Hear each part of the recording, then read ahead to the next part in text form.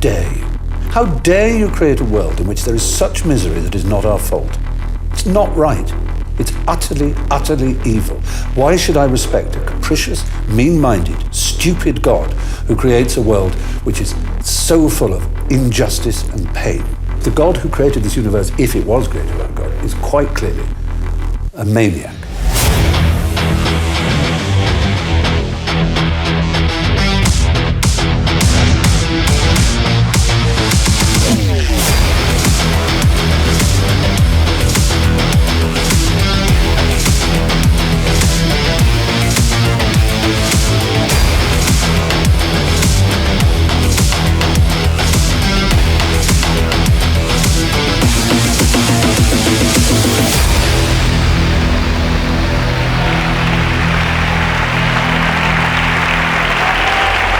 Good evening.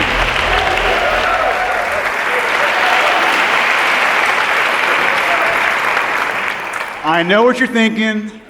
No, Pastor Reggie is not my twin brother.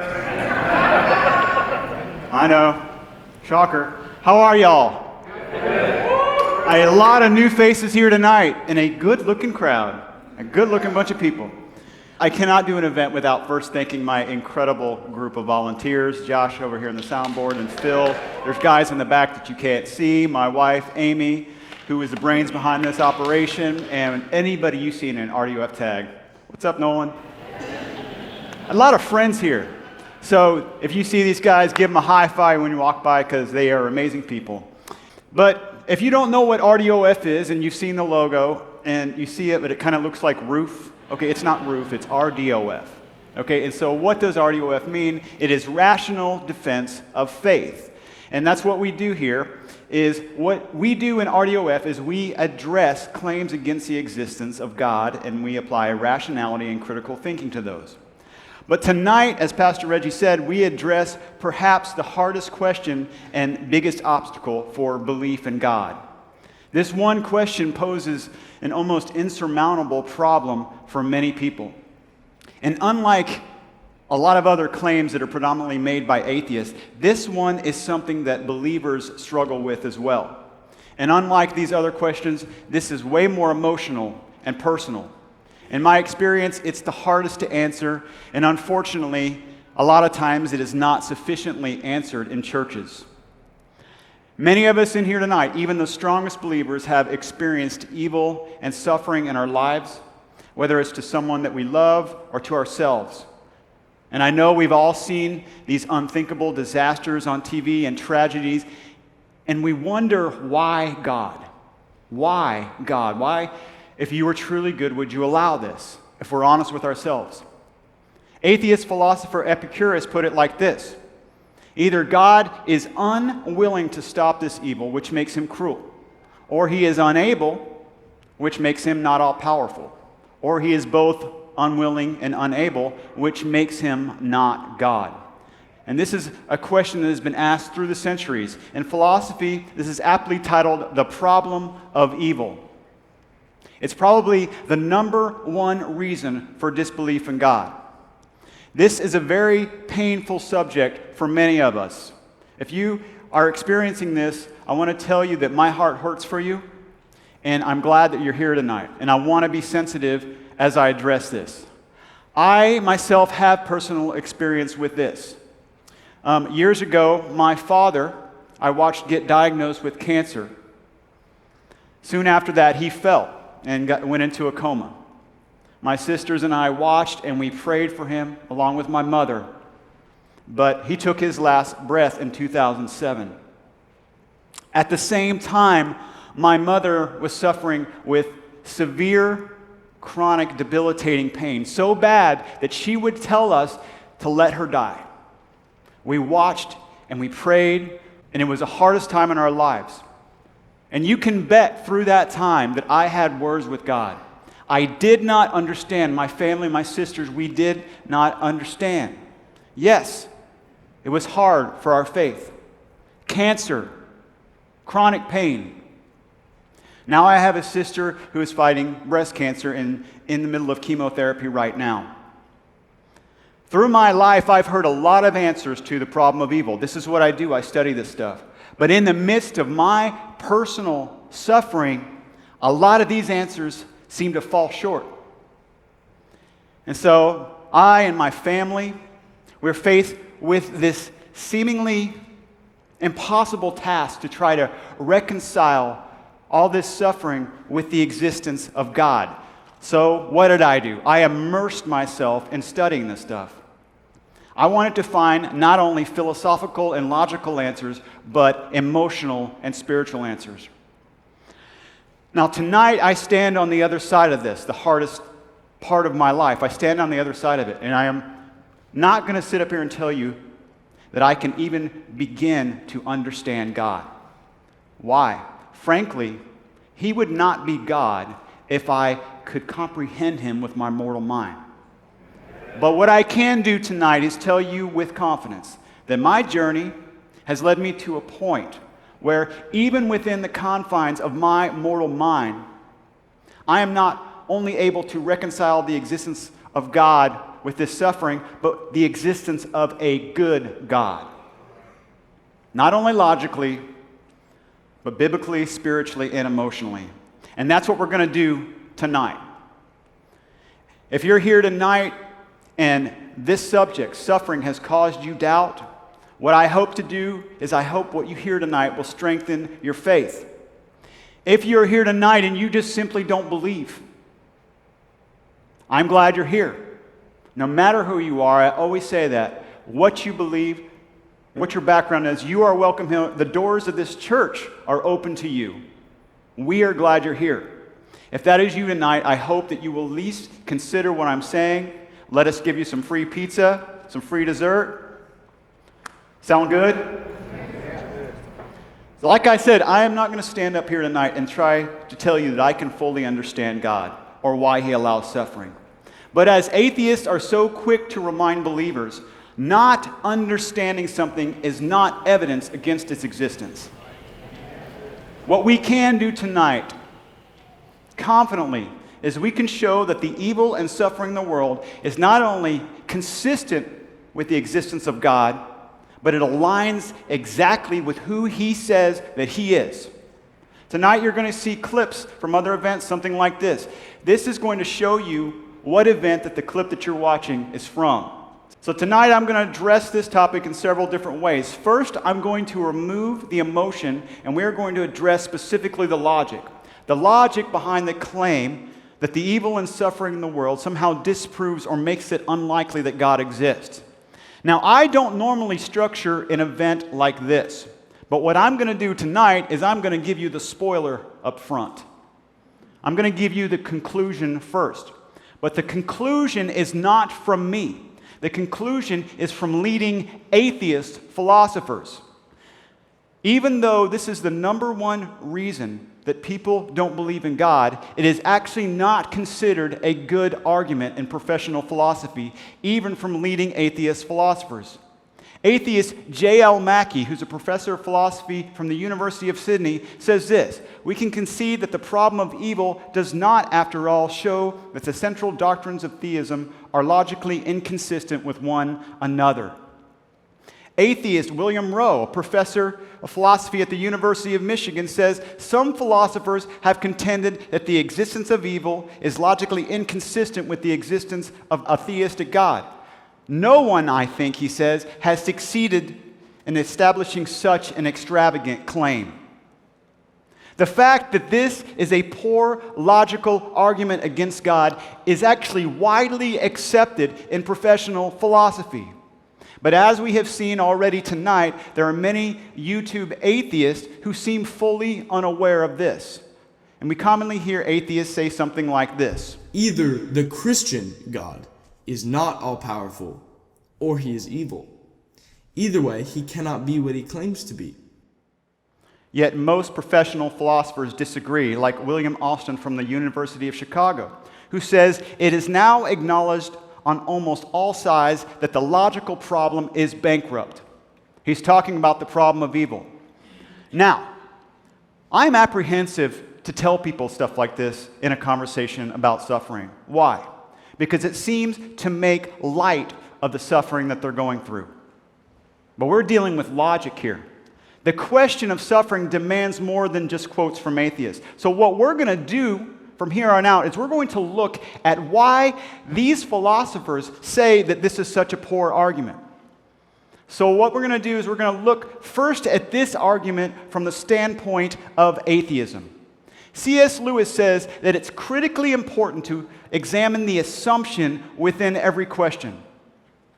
In order for an atheist to use evil as evidence against the existence of God, it stands to reason that they are actually able to prove that evil actually exists from the standpoint of atheism. Now, many people will react to this. Of course, evil exists. Well, many intellectual atheists disagree with that. They say that evil does not exist.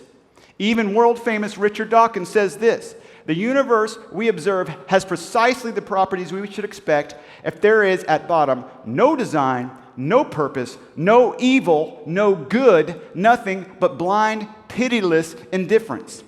This is the world's leading atheist. This is also echoed in an article from Slate called "Does Evil Exist?" Neuroscientists say no. In this, it says that evil is now regarded as an antiquated concept that's done more harm than good. Why are they saying this? You have to understand that atheism is predicated on something called naturalism. Naturalism is belief that only natural forces and laws operate in the universe. Basically, that only the physical world exists. But as we know, evil is not physical. On naturalism, and therefore atheism, we are just physical matter, just material, nothing more. We are just DNA. And as leading atheist Richard Dawkins says, DNA neither cares nor knows. DNA just is, and we dance to its music. So what we are in naturalism is just different groupings of this same uncaring, unknowing DNA. Well, one grouping of this DNA is bacteria. Bacteria kills people all the time. But do we ever say that bacteria is guilty of murder or inherently evil?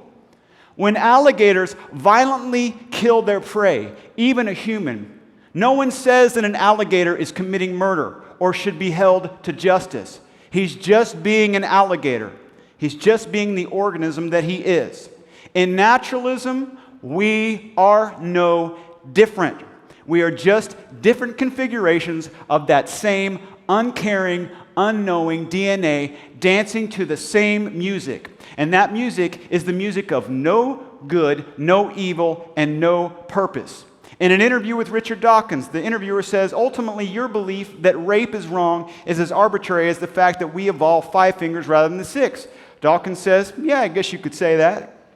This relegates evil to just being evolutionary byproducts, just passing notions generated by this ever-evolving glob of tissue and neurons in our brains that are randomly misfiring.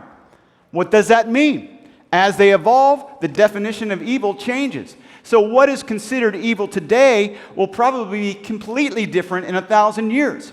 That means that there is no objective standard of evil. Check this out.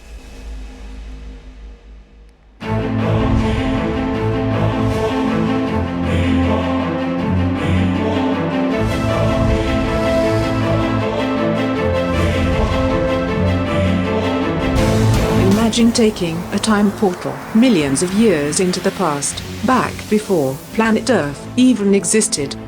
Would it still have been wrong to torture children? Do good and evil still exist, independent of life or consciousness? Are certain behaviors intrinsically evil throughout the entire universe? Meaning, are they objective? If so, where did this notion come from? Was it merely the laws of physics, causing random molecules to come together and become morality? Or did it come from a moral creator?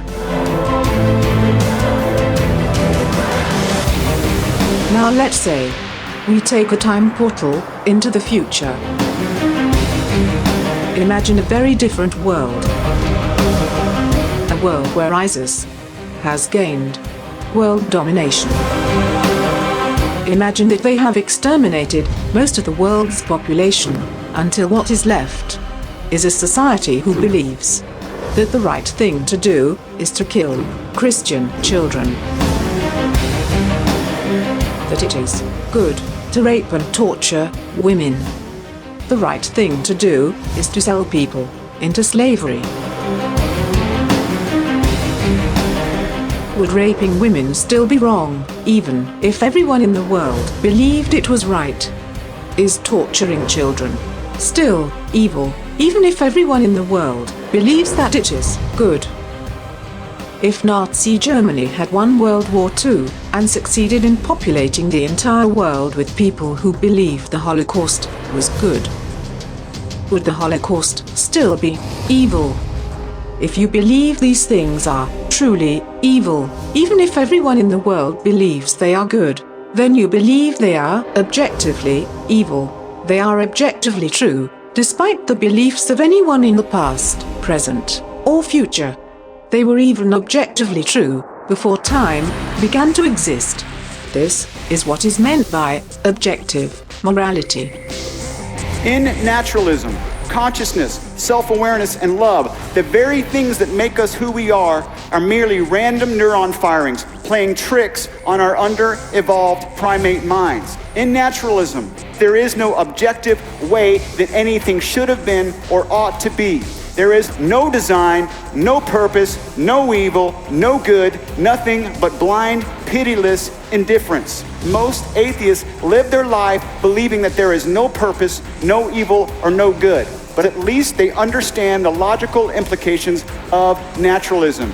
That is, that there is no basis for objective morality. Many intellectual atheists understand this. Atheist professor of philosophy Michael Roos puts it like this: God is dead, so why should I be good? The answer is that there are no grounds whatsoever for being good.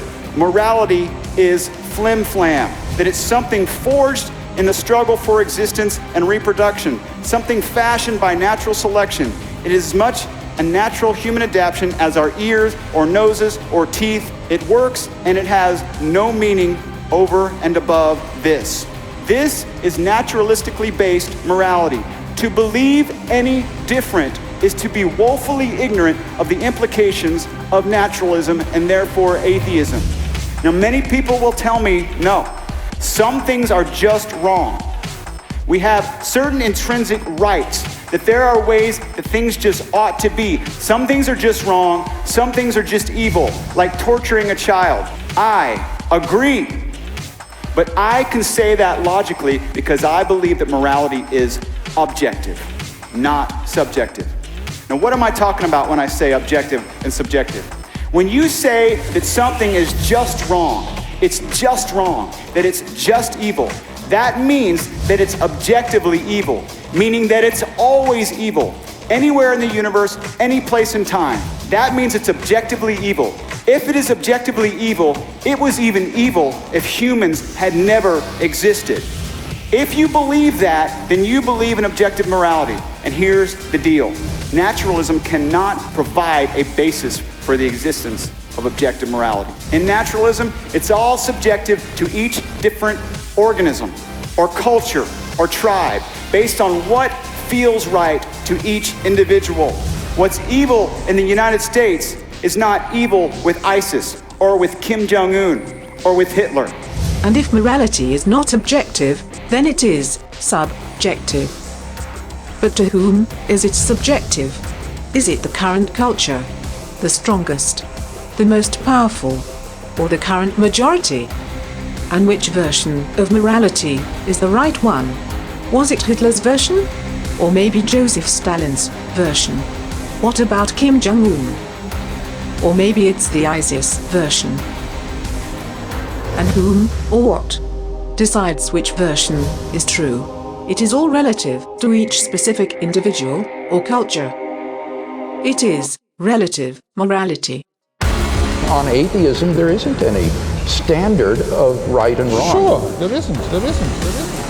I have my own moral and ethical code.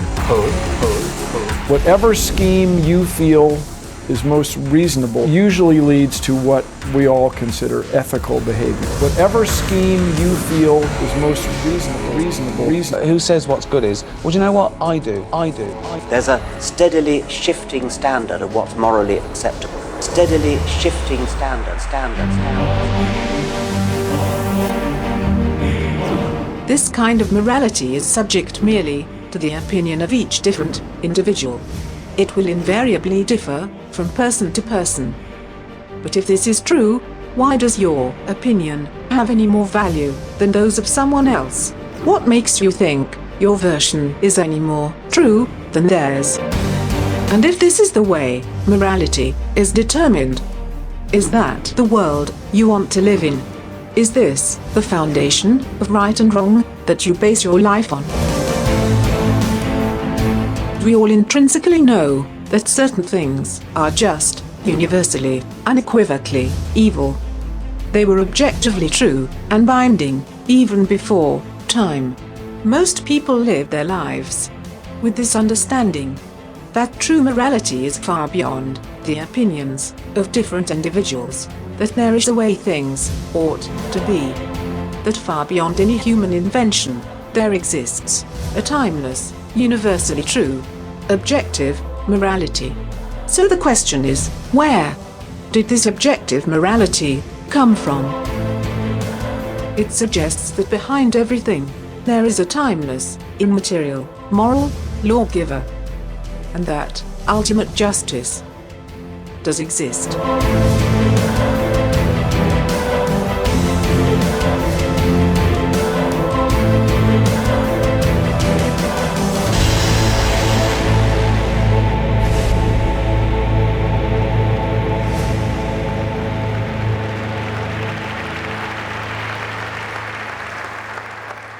So, unjust suffering is only unjust if there is such a state of being unjust.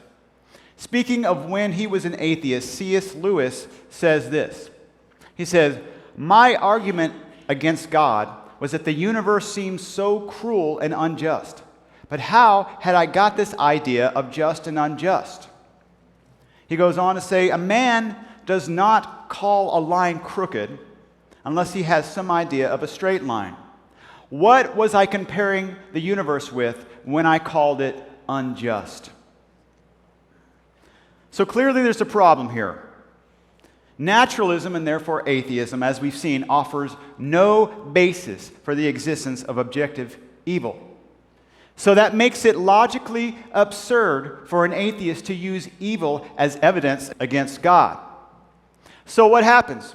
In order for an atheist to use evil against God, they have to freeload or kind of smuggle it from somewhere else, from another worldview, to make their argument. Another thing that they have to smuggle in is human value. I hear all the time that God is evil because he allows 1,000 people to die in an earthquake. In this argument, they're using human death as evidence against God. But to use human death against God assumes that humans have some higher value than other organisms. Otherwise, the atheist should be as equally concerned with the cockroaches that died in the earthquake. Atheism supplies no basis for the assumption that humans hold some special value. Atheist Steven Pinker, a cognitive psychologist, says this: "If the universe is nothing more than what science can measure, we have no ultimate grounding for human value and equality. We are only atoms after all." This is an atheist. Atheist Peter Singer says this: "The life of a newborn is of less value than the life of a pig, a dog, or a chimpanzee." On atheism, this is exactly correct. Atheism offers no basis for the assumption that humans have some more value than other organisms. And so from the standpoint of atheism, yes, 1,000 humans may die in this earthquake. But as a result, tens of thousands of crocodiles and insects and sharks flourished because of it. From a naturalistic perspective, this is a net increase in the flourishing of species. Atheism offers no basis to say that these other organisms do not have the same right to flourish as humans. Atheist Stephen Hawking says that human race is just a chemical scum on a moderately sized planet. Probably know why he didn't write greeting cards. So for an atheist to say that humans have value over other organisms, they have to freeload the idea of human value from somewhere else. On the other hand, Christianity has a basis not only for the existence of good and evil, but a basis for placing human value above other organisms. Well then, people will say this, that God is evil for making anything suffer. And round we go. We ask, what basis does your worldview have to say that suffering at all is evil? From the standpoint of atheism, there is no basis for that. So when atheists make moral arguments against God and religion based on things like human value and human rights and morality, it's important to know where these values themselves came from. Check this out.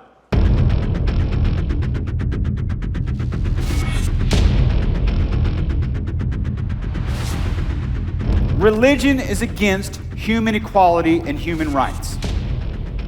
That's what we're told. So when someone says this, we have to make distinctions. Which religion? But they're not talking about Christianity and you're a Christian. You're done.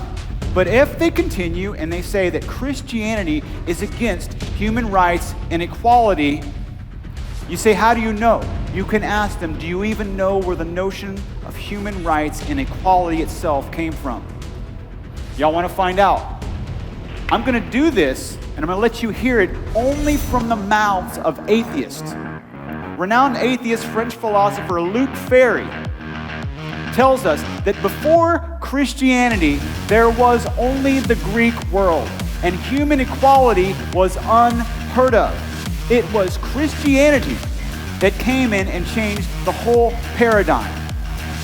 In his book, A Brief History of Thought, Ferry says this, in direct contradiction, Christianity was to introduce the notion that humanity was fundamentally identical, that men were equal in dignity, an unprecedented idea at the time, and one to which our world owes its entire democratic inheritance. He calls Christianity the precursor to modern democracy. He says, civilizations that have not experienced Christianity have great difficulties in fostering democratic regimes because the notion of equality is not so deep-rooted. Atheist philosopher Friedrich Nietzsche, as you may have heard, he refers to the concept of the equality of souls before God. He said that this concept furnishes the prototype of all the theories of equal rights. We have a bunch of people running around that have heard something on YouTube for someone that claims that Christianity is against human rights, equality, and reason, when the very notion of human rights and equality and reason come from Christianity. We have a generation who have not thought it through because we have not asked them to think it through. Even atheist Chris Berg, a research fellow at the Institute of Public Affairs, says this, virtually all the secular ideas that non-believers value have Christian origins. It was theologians and religiously minded philosophers who developed the concepts of individual and human rights. Human rights. He says it's the same with progress, reason, and equality before the law. He goes on to say it's fantasy to suggest that these values emerged out of thin air when people started questioning God. Most people who speak about moral ethics in our culture are completely ignorant that the source is Christianity. And arguing from this standpoint is kind of like saying, you know, Steve Jobs is an idiot while you use your Macintosh. It is these values that inform our judgments, our moral duties. They are such a part of the very fabric of our nature, we cannot escape them. And for that reason, In order for atheists to invoke these values, they have to freeload off of Christianity. Atheist Richard Rorty, who is a professor of philosophy from Princeton and Stanford, says this: the Jewish and Christian element in our tradition is gratefully invoked by freeloading atheists like myself. Folks, you want to speak about equality? That's derived from Christianity, not atheism. You want to speak about human rights? That comes from Christianity, not atheism. You want to talk about life having intrinsic value and meaning? That is derived from Christianity, not atheism, not naturalism. Because on atheism, they do not exist. Atheist Sigmund Freud clearly says, the moment a man questions the meaning and value of life, he is sick, since objectively neither has any existence. That is a way more accurate view of life without the influence of Christianity. Our culture is immersed with Christian values, and the people attacking Christianity are solely unaware that the very values they're using themselves came from Christianity. Theodore Roosevelt says it like this: the teachings of the Bible are so interwoven and entwined with our whole civic and social life that it would be literally impossible for us to figure ourselves what that life would be if these standards were removed. But now there is a fight to abandon the source.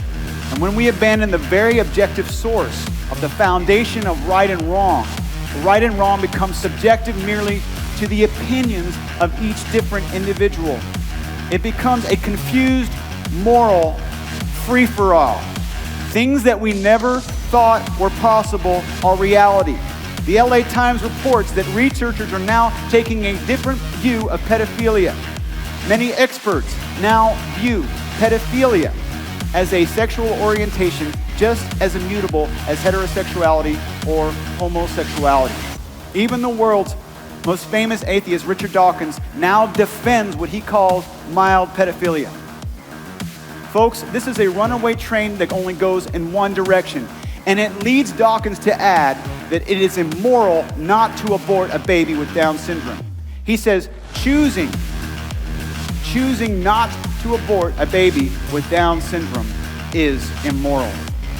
This is where naturalistic morality leads.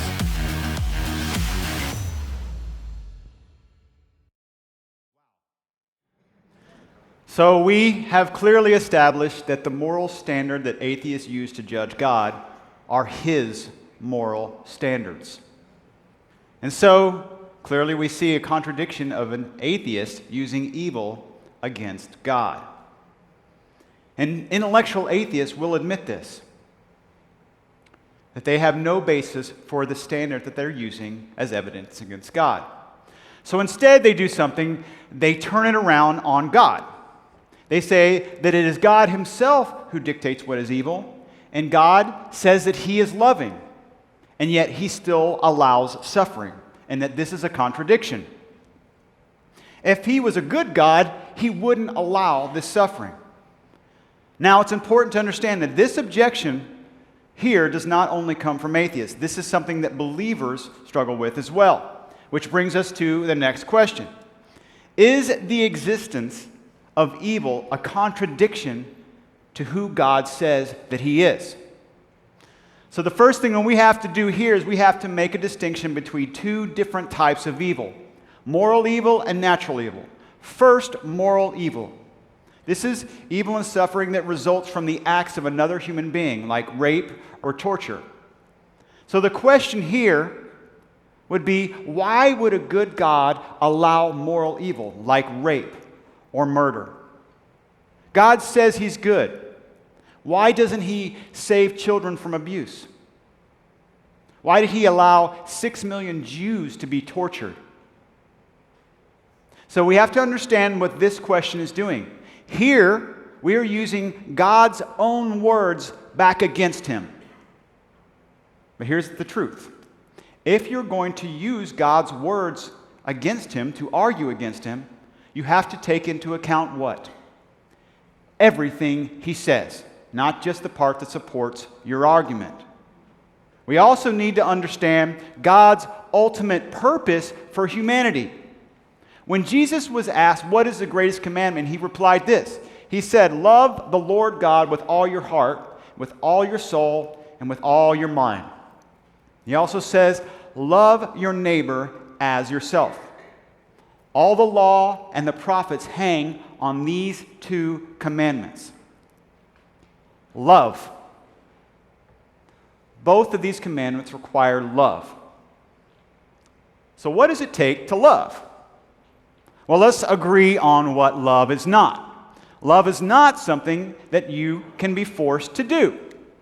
When I was dating my wife and I wanted her to love me, if I tied her up in chains and dragged her to a courthouse and had a judge order her to love me or she would go to jail for 50 years, and she finally conceded to loving me, would that be love? No, because love at its core requires something. It requires the freedom to choose, freedom of the will. You cannot force somebody to love. Here's an example of a man who's been given all the power in the world, and yet he wants a woman to love him. Check it out. Wait!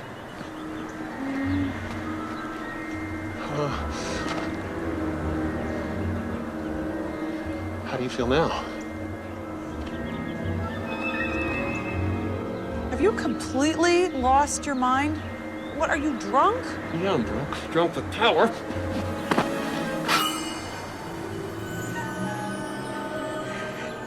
Love me. Love me. Love me. Love me! I did.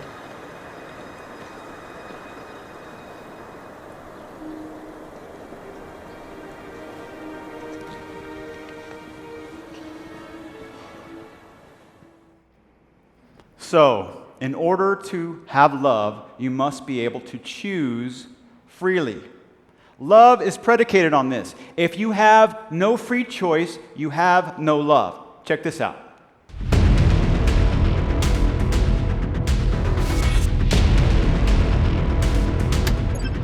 In a world of powerful, advanced, artificial intelligence, there is one machine who clearly stands out from the rest. This is Ned. He's a robot. We can program Ned to run. We can program him to jump. Or we can even program him to communicate. In his particular world, Ned simply does what he's programmed to do. But what if we wanted to create a world where Ned could love? Couldn't we just command him to fall in love? Actually not. You see, love is different because love requires freedom, a freedom to choose. If we just program him to love, then it wasn't his choice, and hence, it isn't love. Love, in its very nature, requires the freedom to choose. A freedom of the will. So in order for Ned to love, we'd have to give him his own freedom of will. Then, Ned would be free to choose whoever he wants to love. Love is only possible in a world where he is free to choose. But with this freedom comes not only the possibility of love, but to make other choices. Like the choice to choose good or to choose evil. That wasn't very nice. So, in this world, the very freedom which makes it possible for Ned to love also makes it possible for him to do evil. So if Ned prefers a world where he has the freedom to choose, rather than just being a programmed robot, then he must accept that with this also comes the possibility of evil. So Ned, do you like having this freedom? Well then, what are you gonna choose to do now?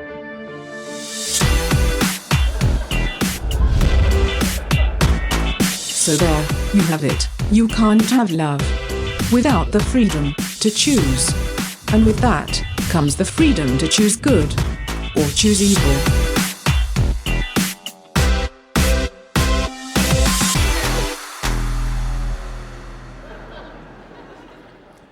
So what do we learn from Ned?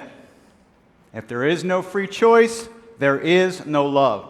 C.S. Lewis says it like this: God created things which had free will. That means creatures which can go wrong or right. He goes on to say if a thing is free to be good, it's also free to be bad. And free will is what has made evil possible.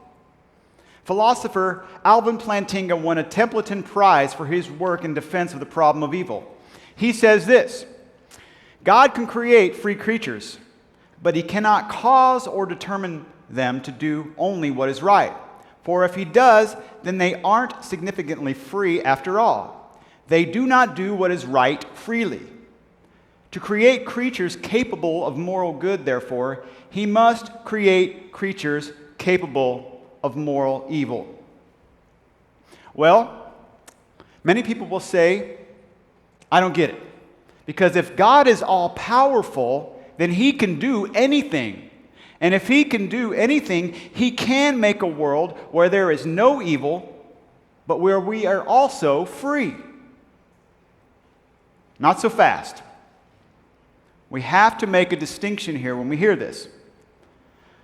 We have to make the distinction between an action that is logically possible and an action that is logically self-contradictory. What do I mean by that? It's logically possible for me to make a 10-foot by 10-foot square. We all agree, right? But it is logically impossible for me to make a 10-foot by 10-foot square circle. Why? Because the notion of a square circle obviously is logically self-contradictory. It's a meaningless string of words. It's logically impossible. When a square becomes a circle, it's no longer a square. It cannot be both at the same time. Richard Swinburne, who's an emeritus professor of philosophy at Oxford, puts it like this: a logically impossible action is not an action. It is what is described by a form of words which purport to describe an action, but do not describe anything which it is coherent to suppose could be done. He goes on to say, it is no objection to God's omnipotence that he cannot make a square circle. This is because making a square circle does not describe anything which it is coherent to suppose could be done. So, what he means by that is this: something cannot be a square and a circle simultaneously. In the same way, someone cannot be married and single simultaneously. Although in my past I've known some guys that have put that to the test. And just as something cannot be a square and a circle simultaneously, something cannot be simultaneously free and unfree.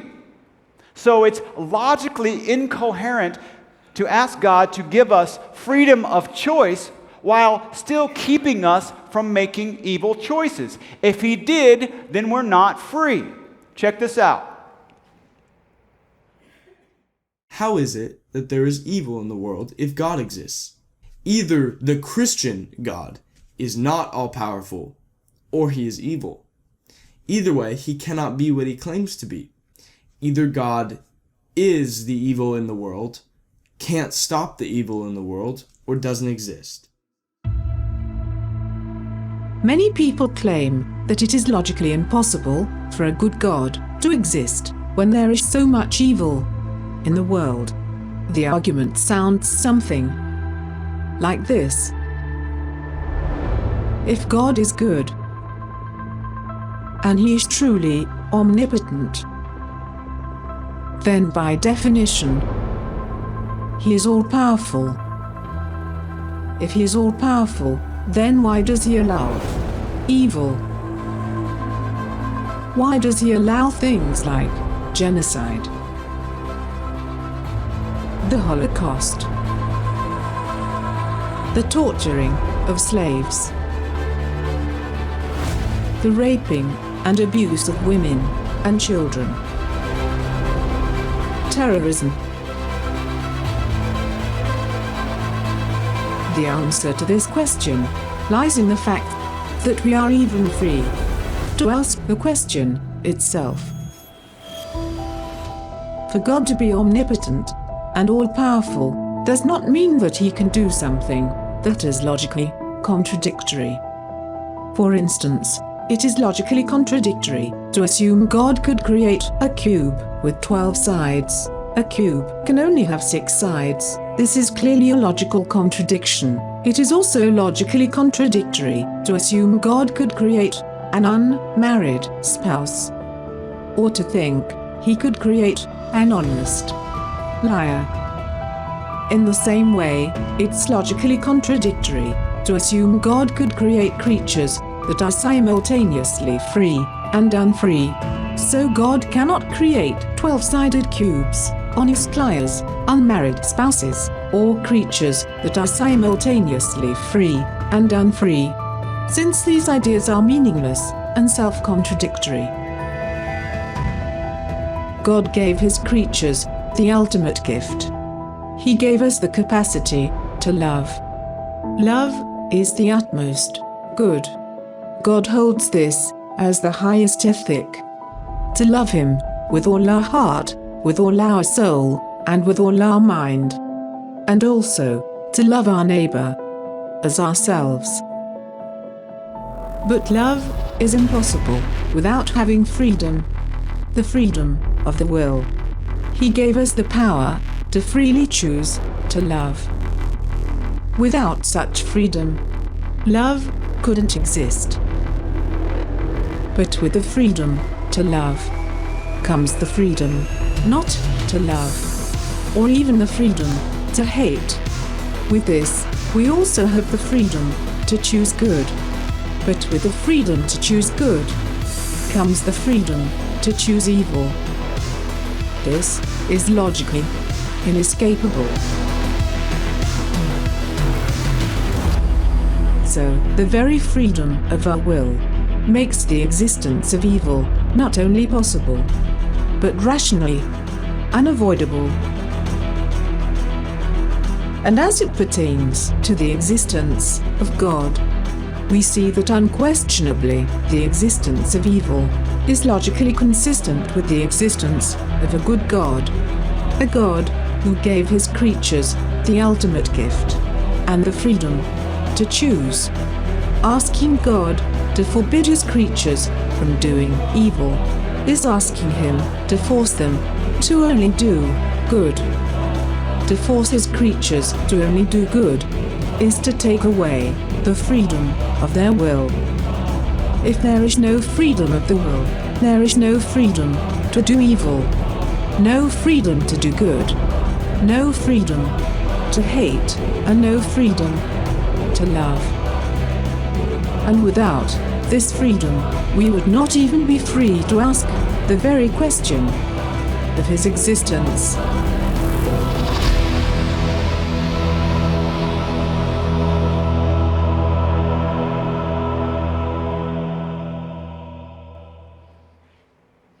So why did he give us this freedom? Why? It was out of his love for us. He gave us the gift of freedom based on his purpose for us. He gave us the freedom to choose. Because of all possible worlds, that is the better world. Without this freedom, what would we be? We would all just be programmed robots, incapable of love and incapable of doing good. Alvin Plantinga puts it this way: a world containing creatures who are significantly free and freely perform more good than evil actions is more valuable, all else being equal, than a world containing no free creatures at all. If we want God to stop people from choosing evil, then we're asking him to remove our free will. With that, we are asking him to remove the very mechanism that allows us to love and that allows us to choose good and to ultimately choose God. And without this, we are just puppets.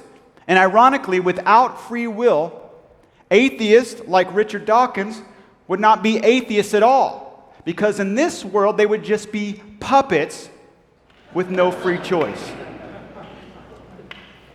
So the very fact that atheists can deny God is evidence that a good God can exist along with moral evil. But let's go on. Let's imagine a world without this evil and this suffering. What would that look like? Probably something like this. Everything is awesome. Everything is cool. Everything is awesome. Here in Cloud Cuckoo Land, there are no rules. There's no government, no frowny faces, and no negativity of any kind. You just said the word no like 1,000 times. And there's also no consistency. I hate this place. But many say this is the perfect world. So let's think about it. In such a world, a bullet would fly freely through the air when you were shooting it at a target. But in that same world, that same bullet would stop midair when you shot it at a person. In this world, a knife would be razor sharp when you go to cut an apple, but that same knife would become dull when you go to attack a person. Such a hedonistic paradise is logically possible, but in it, we would cease from being human. Why? Because this world would remove all opportunities for making responsible, morally good choices. So human freedom would be eliminated and we would cease from being human. We might look human or appear human, but we would not be human. A world with no sadness, loss, or suffering is a world without bravery, heroism, or thankfulness. These are the things that possess the most value for human beings. C.S. Lewis says it like this. He says, free will, though it makes evil possible, is the only thing that makes it possible to have any love or goodness or joy worth having. What's worse than this, ladies and gentlemen, is a world with no sadness, loss, or suffering immediately puts the country music industry out of business. That's not a perfect world. Only a world with suffering could there be such things as bravery, heroism, thankfulness, or self-sacrifice. Well, another big claim that we hear is that, well, if God does exist, then He is evil. Check this out.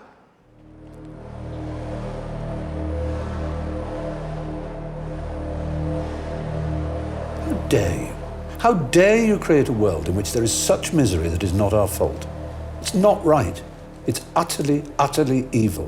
Why should I respect a capricious, mean-minded, stupid God who creates a world which is so full of injustice and pain?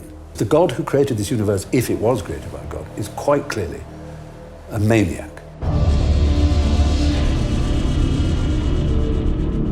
In a world with such pain and suffering, so much sadness and sorrow, one thing becomes clear. If God does exist, then He is most certainly an evil God. With all of the... Owen, can I help you? Hey, Daddy. What are you doing? Daddy's working now. Why don't you go play with Minecraft or something? Why are you talking funny like that? We've talked about this. This is Daddy's epic movie voice. How did your little sister get in here? Take her and let Daddy work. With all the disasters and horrors in the world, only an evil God would allow... Daddy. What, Owen? Mia pooped in her diaper.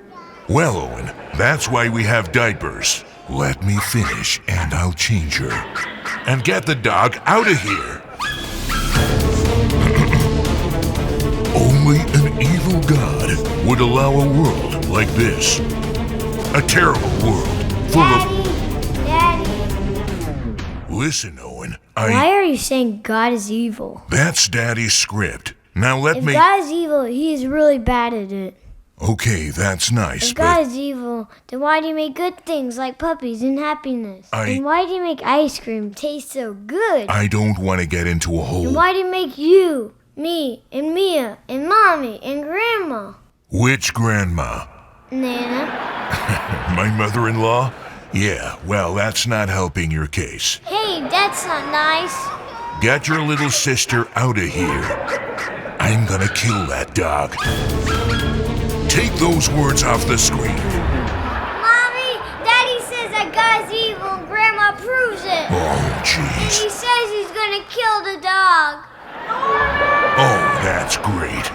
For the love of God, people, let me finish. Only an evil God would allow a world with so much tragedy and sad... Daddy. What? You spelled tragedy wrong. I give up. Can we eat now?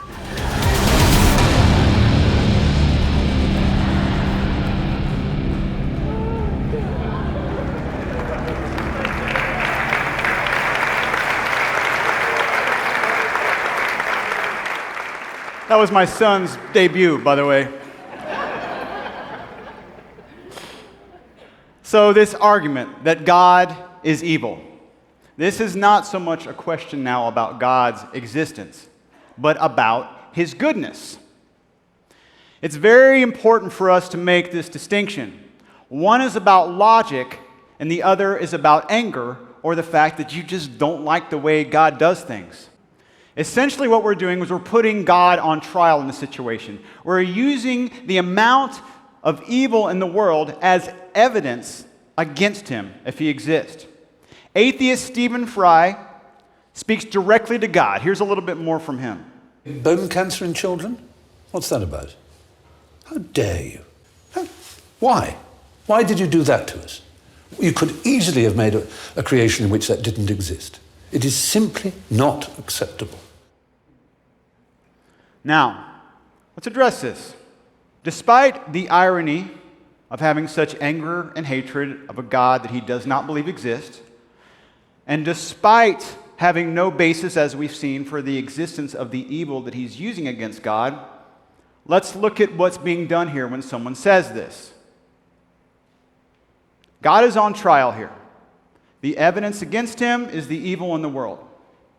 Well, as in any trial, once we enter evidence, we have to consider what? All of the evidence. If the bad in the world is allowed in this court, so should the good. In this video, he berates God. Cancer in children, he says, what's that about? So let's turn this around so we can see the logic. Instead of a good God, we have an evil God. Let's call him Frank. Okay, that's a really bad name, right? Okay, let's call him, I don't know, what do y'all think? Czar? Yeah, okay, that works. Okay, so Czar is our evil God. I'm an evil guy, I want an evil God. He says he's an evil God, so let's do this. Let's look at this same world that Stephen Fry is looking at, the same world that we live in, and we're going to judge Czar, the evil God, for how good a job he's doing at being evil. So I'm going to try to be like Stephen Fry. So I might look at Czar and say, so, you're an evil God, huh? You're an evil God, Czar? Okay, are you still looking at me? All right. Okay, well, what's with all these happy people? I mean, there's a lot of happy people. There's billions of happy people. The average person, Czar, smiles 50 times a day. They laugh 17 times a day. How dare you do that? You're a terrible, evil God. Why? You could have easily made a world without all of this happiness. Cancer death is only 163 people out of 100,000. How dare you? That's a terrible, evil God you're being. Children are playing happily by the billions. Millions of lives are being saved all over.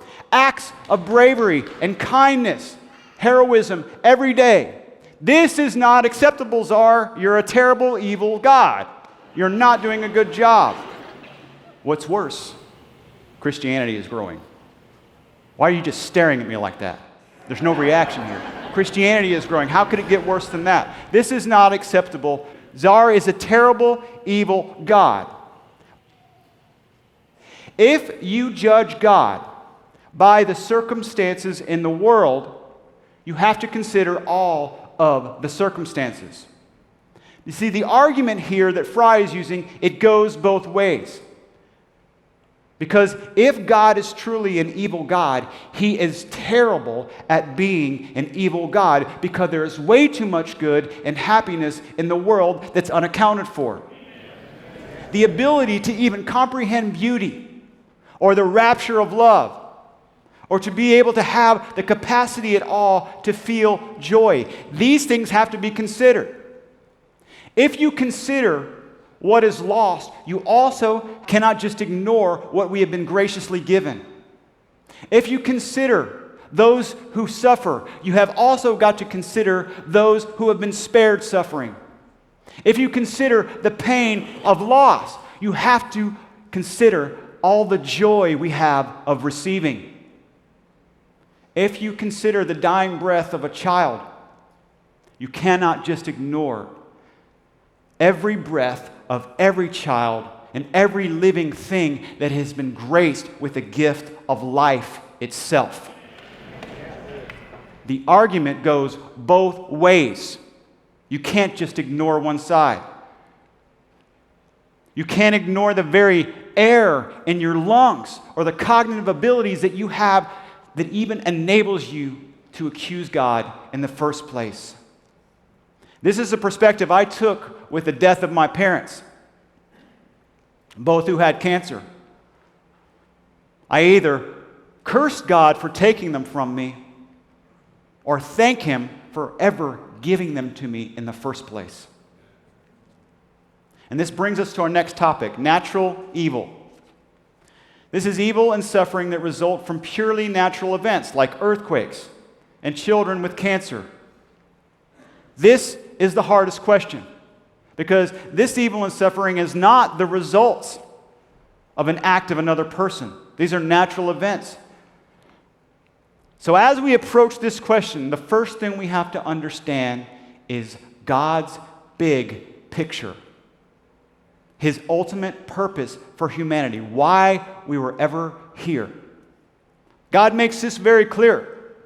Our purpose here is not, contrary to cultural America, our purpose here was never physical, earthly happiness. It has always been something far greater than that. It is eternal happiness. There's only one way to attain that kind of happiness, and it is in a relationship with Him. He knows it. God is not earthly minded as we are. He is kingdom minded. He is eternally minded.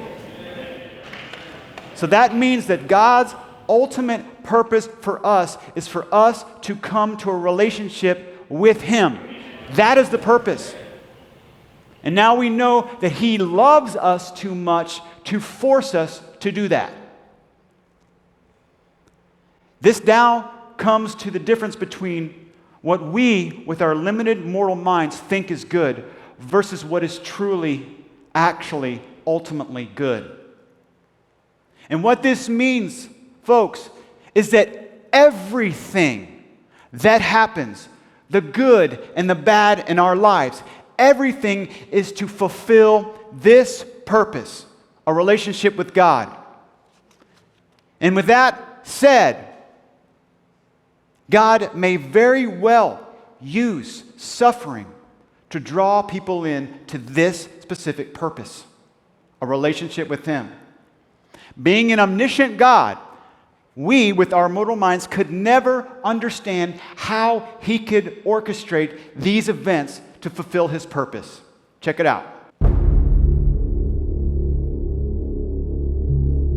We've seen that the existence of moral evil is completely consistent with the existence of God. But what about natural evil? The kind that's not a result of moral choices, things like the suffering of innocent children, natural disasters, seemingly unnecessary pain, loss, sadness,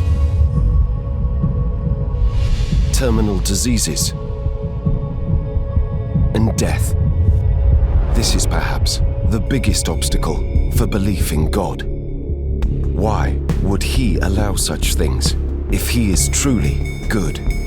Though we may not understand this, we must consider God's ultimate purpose for humanity. We need to understand the way true, ultimate happiness is accomplished. God's ultimate purpose for us is not that we attain earthly happiness. It is something far greater, something that gives us eternal happiness. His ultimate purpose is that His children may freely come to know Him, to love Him, and to enter into His kingdom. This brings ultimate happiness and eternal joy. Knowing this, as we face suffering and loss, though it seems hopeless, it's logical to believe that beyond this present pain, there is a much greater purpose at work. That every instance of earthly suffering we endure is to fulfill this purpose.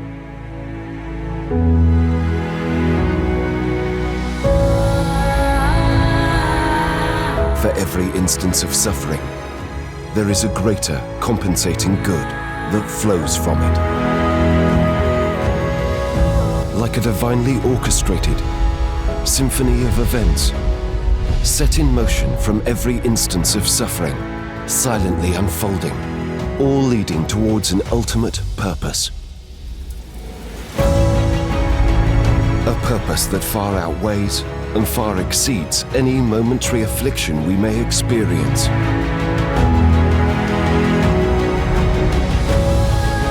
Yet we, being confined to the limits of space, time, and human intellect, could never comprehend the exceedingly complex labyrinth of events unfolding before us. An unseen world operating at the grandest of scales. A world we could never hope to understand. Within the capacities of our earthly minds, a hidden lacework of paths, set in motion from each tragedy, all leading God's creatures into a relationship with Him. This gives rise to an eternal happiness that far outweighs and far overcompensates for any brief earthly suffering we may endure.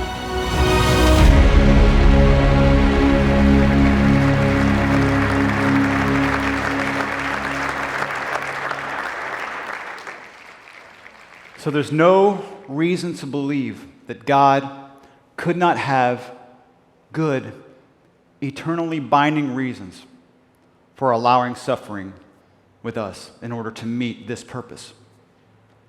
Pain in the Bible is about knowing God. It's the only way that some people can meet God. C.S. Lewis says that pain insists upon being attended to. God whispers to us in our pleasures, He speaks to us in our conscience, but He shouts to us in our pain. It is His megaphone to rouse a deaf world. In his play Shadowlands, William Nicholson puts it like this. He said, God creates us free to be selfish, but He adds a mechanism that will penetrate our selfishness and wake us up to the presence of others in this world. And that mechanism is suffering. This is even backed up by research that show, amazingly, that the countries with the most atrocities are the ones where Christianity is growing. There is no reason to believe that a world with no evil and suffering would be a maximally good world. No reason to believe it. Suffering and pain for all of us is a lightning bolt. It strikes and it wakes us and it illuminates the reality of the way things could be. That means that suffering enables us to know joy. We all in here tonight know that a fish is wet. But a fish does not know that he's wet until you remove him from the water. In a world Where dryness does not exist is a world where wetness does not exist.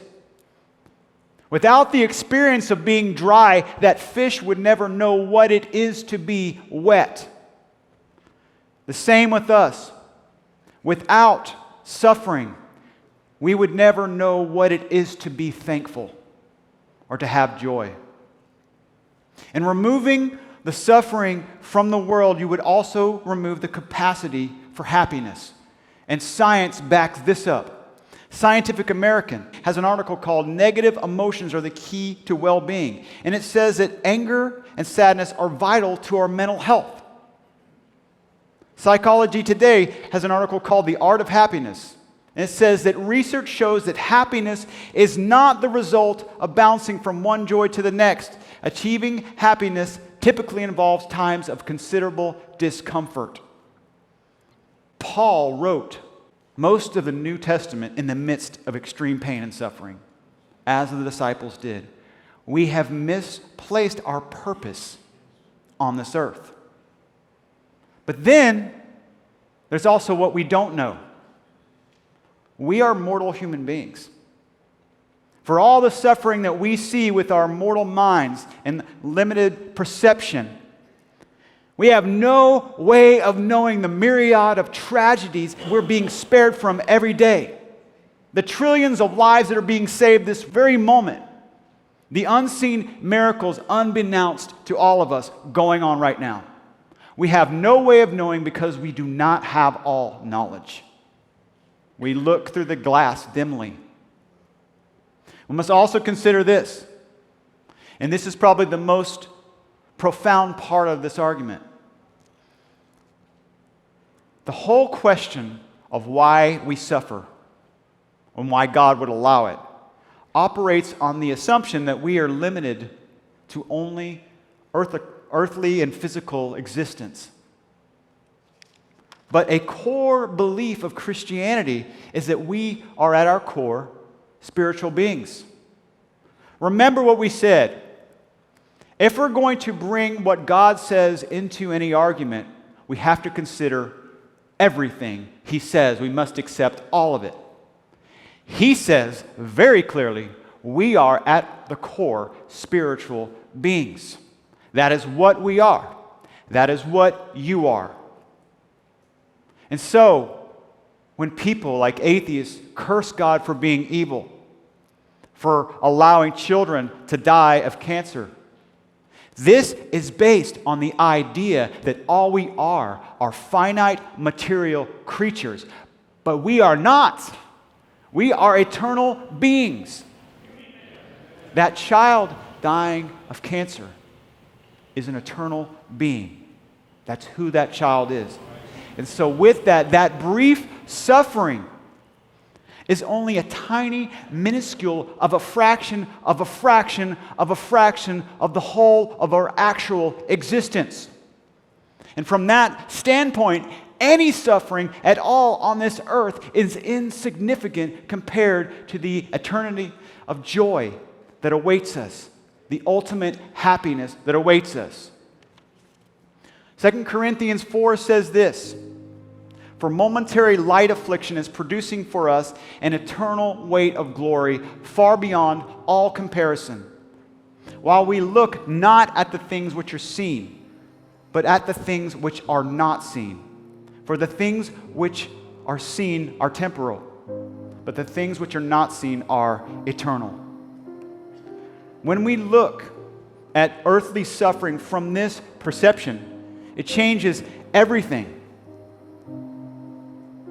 Tonight we have seen why these philosophers say this argument from evil is such a bad argument, that it's a bankrupt argument. We see that the argument fails not only logically, but it fails as it relates to who God says that He is. Logically speaking, if there is such a thing as ultimate evil, then logically there has to be such a thing as ultimate good. It makes sense logically.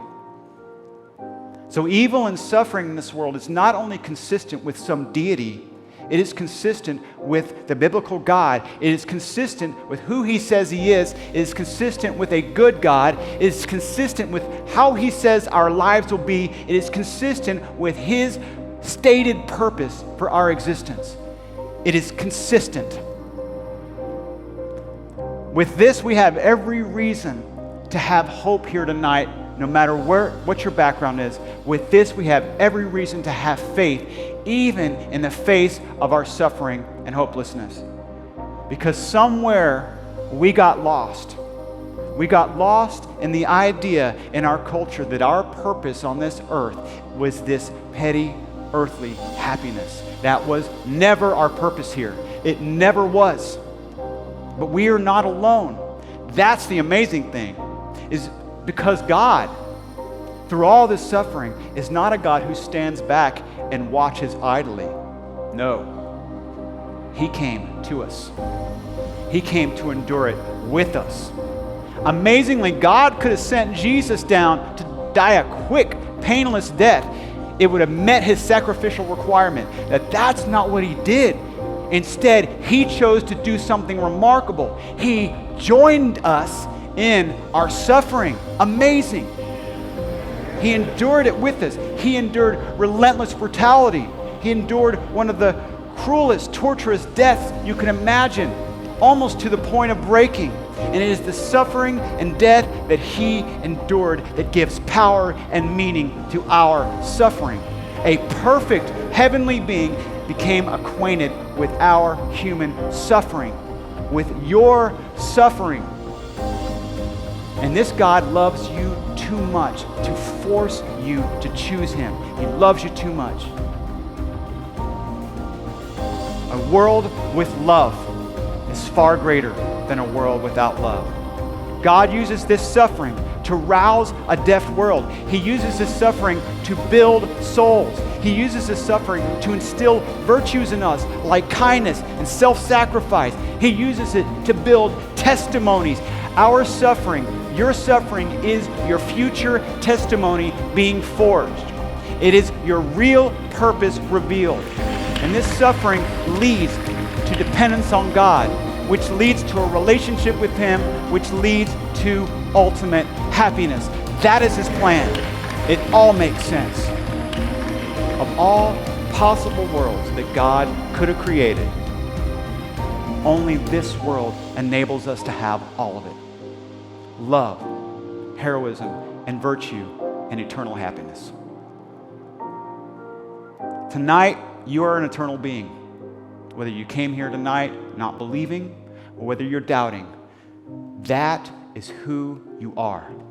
You are an eternal being created by God. If you're here and you're still doubting and you're in the midst of suffering, I want you to quite consider that quite possibly it is that suffering that brought you in this building here, which gives purpose to it. There's a reason you're supposed to be here. I do not doubt that for a second. So if you're here and you want to talk to somebody, if you've been stirred, if you're going through something, that is why we're here. Pastor Randy, myself, Bruce, and anyone in RDof tag, please come up and find us. It's been my pleasure to be with you guys. I want to leave you with one more video. We've seen God's ultimate purpose for us is not that we attain earthly happiness. His ultimate purpose is that his children may freely come to know him and to enter into his kingdom. This brings ultimate happiness and eternal joy.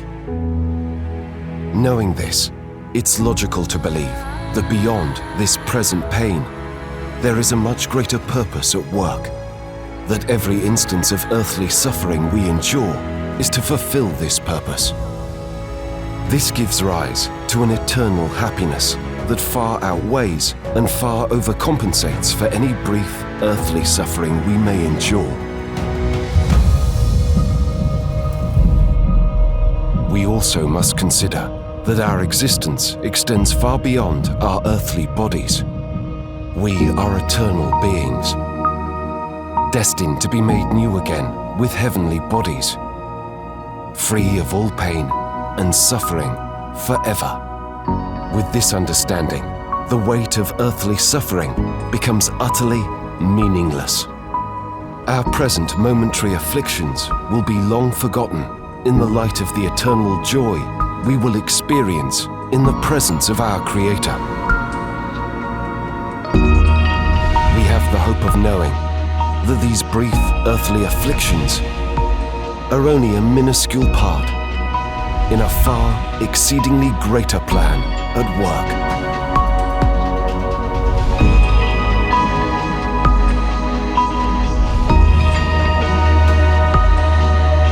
Knowing all of this, it's also logical to believe that God can use this suffering for the building of souls, to instill in us virtues like goodness, apathy, kindness, moral accountability, generosity, moral obligation, self-sacrifice, and faithfulness. These are virtues we might never attain in a world free of suffering. When we consider this, it's logical to believe that of all possible worlds, only a world with suffering could maximize God's ultimate purpose for His creation. And only in such a world could the maximal number of people come to freely know Him. This not only gives a new meaning to our earthly suffering, but it gives us the hope of knowing that in the midst of our momentary pain, there is a far greater plan at work. A plan that leads to ultimate happiness. 1 Corinthians says, "For now we see in a mirror dimly, but then face to face. Now I know in part, then I shall know fully, even as I have been fully known."